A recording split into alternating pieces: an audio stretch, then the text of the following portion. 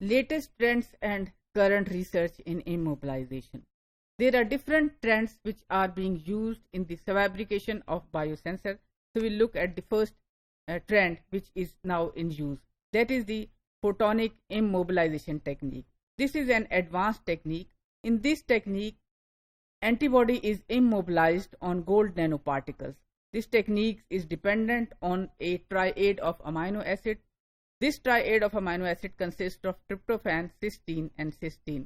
یہ amino acid کا tried anti bodies کے ایف سی فریگمنٹ یعنی کہ کرسٹلائزیبل فریگمنٹ پر پریزنٹ ہوتا ہے. اس ٹیکنیک میں ہم ہائی یو وی سگنل استعمال کرتے ہیں. یہ یو وی سگنل ٹرپٹوفین کے ساتھ ریئیکٹ کرتے ہیں. ٹرپٹوفین اپنی کیمسٹری کی بدولت فوٹون کو ایبزارب کر لیتا ہے and after absorption this photon is transfer to the neighbouring سسٹینز.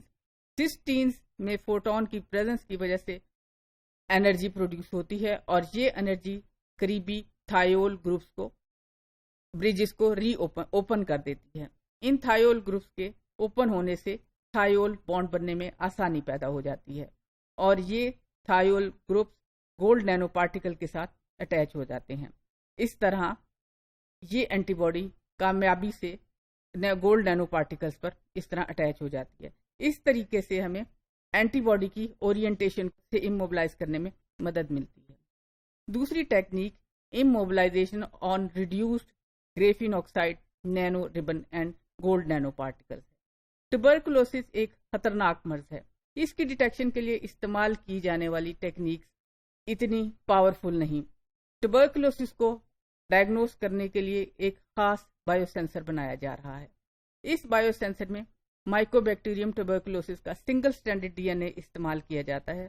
یہ single standard D N a gold اور reduced graphene oxide nano ribbon اور گولڈ نینو پارٹیکلز پر اموبلائز کیا جاتا ہے اور اس کی اموبلائزیشن کے بعد اس سے گولڈ نینو پارٹیکل کا استعمال کیا جاتا ہے اور 5 پرائم ایس ایچ تھائیول گروپ کی وجہ سے ان کی بانڈنگ کی جاتی ہے. اس کے نتیجے میں سنگل سٹینڈرڈ ڈی این اے گریفین ریبن پر اموبلائز ہو جاتا ہے. یہ اموبلائزیشن مائکوبیکٹیریم کو ڈیٹیکٹ کرنے میں بہت معاون ثابت ہوتی ہے. اس ٹیکنیک کے ذریعے ہم تقریباً 90% سے زیادہ کیسز کو آسانی سے ڈائگنوز کر سکتے ہیں. اس ٹیکنیک میں گولڈ استعمال کیے گئے گولڈ نینو پارٹیکلز کا ڈائی میٹر تقریباً 6 نینو میٹر تک ہوتا ہے. دوسری technique efficient and direct electron transfer immobilization ہے. انزائمز کی افیکٹو اور ایفیشینٹ اموبلائزیشن کے لیے بایوانوڈ کا استعمال کیا جاتا ہے. اس ٹیکنیک میں گلوکوز ڈی ہائیڈروجینیز کو استعمال کیا گیا ہے. زیر نظر سلائیڈ میں آپ دیکھ سکتے ہیں گلوکوز ڈی ہائیڈروجینیز کو ہسٹیڈین ٹیگ کے ساتھ اٹیچ کر کے ایک کاپر ایٹم کے ساتھ اٹیچ کیا گیا ہے. Further this copper atom is attach to the gold electrode. اس طریقے سے ہمیں 2 فائدے ہوئے ہیں کہ histidine tag is attached at the end terminal اور the first amino acid of the protein and the active site of the protein which is PQQ is safe or is protected.